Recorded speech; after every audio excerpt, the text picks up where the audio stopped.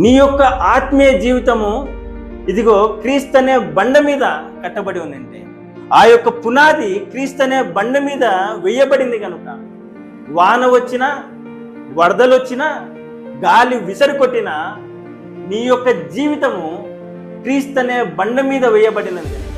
ఆ యొక్క పునాది బలమైనది కనుక ఇదిగో నీవు ఆత్మీయ జీవితంలో పడిపో. కాబట్టి మన యొక్క ఆత్మీయ జీవితాన్ని మనం బలపరచుకుంటాం. అయితే బుద్ధిహీనుడు ఎలాంటి వాడంట, వాడు ఇసుక మీద వాడు ఇండ్లను ఏర్పరచుకుంటున్నాడు. వాన కురిసెను, వరదలు వచ్చెను, గాలి విసిరి కొట్టెను, వాని యొక్క పునాది ఇసుక మీద ఉన్నది కనుక వాడు పడిపోయాను అనే మాటను మనం చూస్తున్నాం.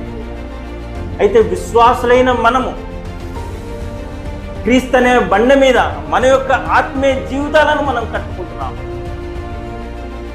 ఒకవేళ నీవు క్రీస్తు అనే బండ మీద మన యొక్క నివాసాలను మనం కట్టుకున్నట్లయితే, మన యొక్క జీవితాలను మనం కట్టుకున్నట్లయితే ఇదిగో నీవు క్రీస్తు అనే బండ మీద నీవు పునాది వేయబడిన వాడివి కనుక నీవు బుద్ధిమంతుడు.